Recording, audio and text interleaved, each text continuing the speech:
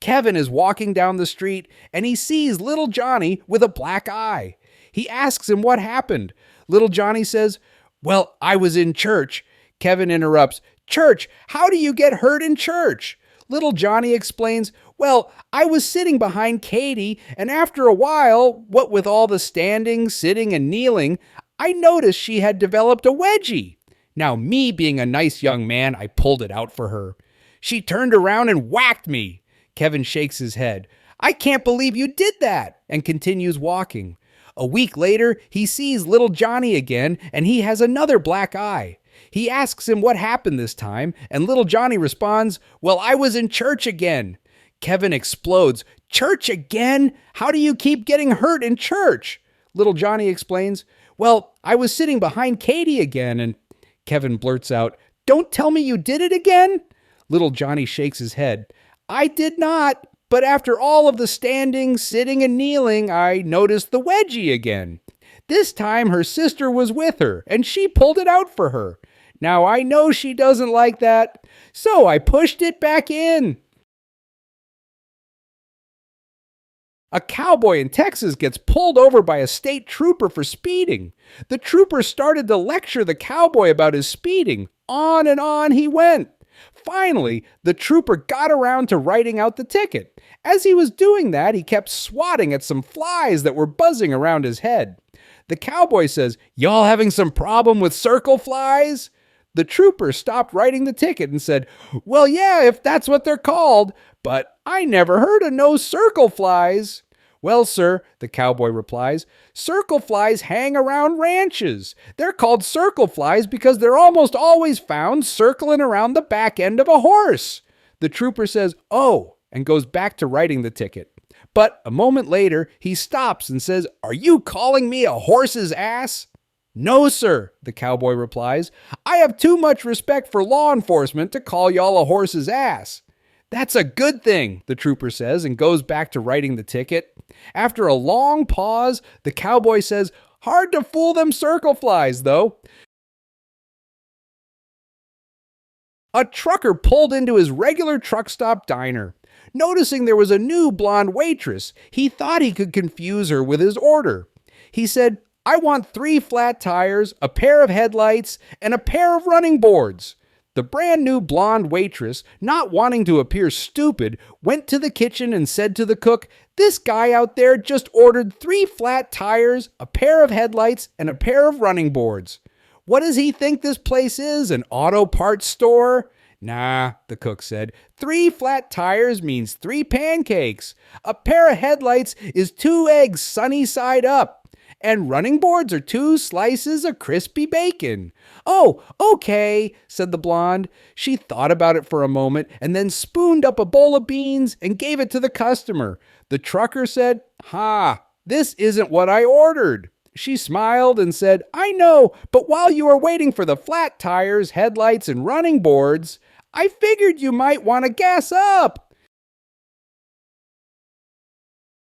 A married couple is driving down the interstate doing 55 miles per hour.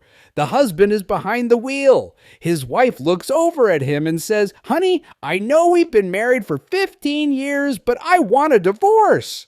The husband says nothing, but slowly increases speed to 60 miles per hour.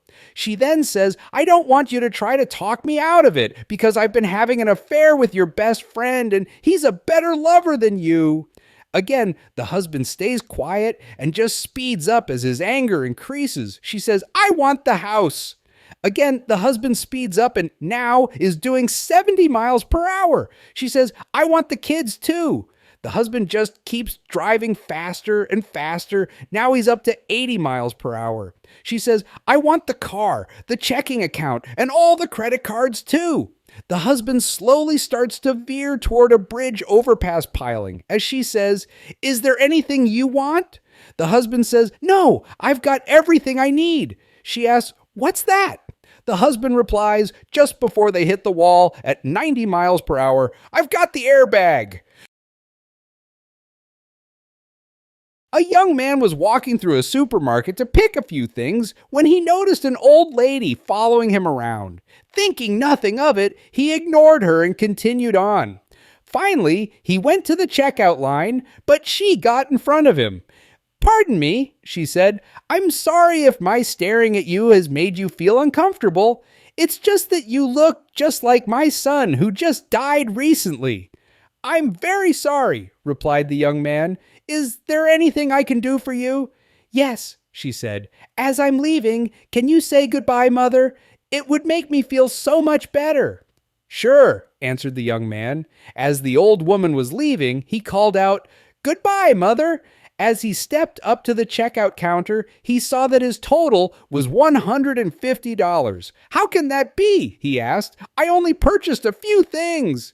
"Your mother said that you would pay for her," said the clerk. Once upon a time, there was an officer of the Royal Navy named Captain Bravado who showed no fear when facing his enemies. One day, while sailing the seven seas, his lookout spotted a pirate ship approaching, and the crew became frantic. Captain Bravado bellowed, "Bring me my red shirt!" The first mate quickly retrieved the captain's red shirt, and while wearing the brightly colored garment, the captain led his crew into battle and defeated the mighty pirates. That evening, all the men sat around on deck, recounting the triumph of earlier. One of them asked the captain, "Sir, why did you call for your red shirt before battle?" The captain replied, "If I were to be wounded in the attack, the shirt would not show my blood. Thus, you men would continue to fight, unafraid." All the men sat and marveled at the courage of such a manly man's man. As dawn came the next morning, the lookout spotted not one, not two, but 10 pirate ships approaching.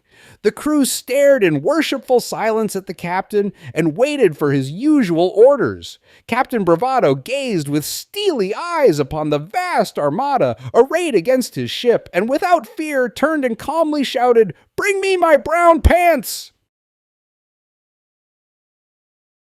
A newly discovered chapter in the book of Genesis has provided the answer to the question, where do pets come from? Adam said, "Lord, when I was in the garden, you walked with me every day. Now I do not see you anymore. I am lonesome here, and it is difficult for me to remember how much you love me." And God said, "No problem. I will create a companion for you that will be with you forever, and who will be a reflection of my love for you, so that you will love me even when you cannot see me." Regardless of how selfish or childish or unlovable you may be, this new companion will accept you as you are and will love you as I do, in spite of yourself. And God created a new animal to be a companion for Adam. And it was a good animal, and God was pleased. And the new animal was pleased to be with Adam, and he wagged his tail. And Adam said, "Lord, I have already named all the animals in the kingdom, and I cannot think of a name for this new animal." And God said, "No problem, because I have created this new animal to be a reflection of my love for you. His name will be a reflection of my own name, and you will call him Dog." And Dog lived with Adam and was a companion to him and loved him. And Adam was comforted, and God was pleased, and Dog was content and wagged his tail. After a while, it came to pass that Adam's guardian angel came to the Lord and said, "Lord, Adam has become filled with pride. He struts and preens like a peacock, and he believes he is worthy of adoration. Dog has indeed taught him that he is loved, but perhaps too well." And the Lord said, "No problem. I will create for him a companion who will be with him forever and who will see him as he is. The companion will remind him of his limitations, so he will know that he is not always worthy of adoration." And God created Cat to be a companion to Adam. And Cat would not obey Adam. And when Adam gazed into Cat's eyes, he was reminded that he was not the supreme being. And Adam learned humility. And God was pleased. And Adam was greatly improved. And Dog was happy. And Cat didn't give a shit one way or the other.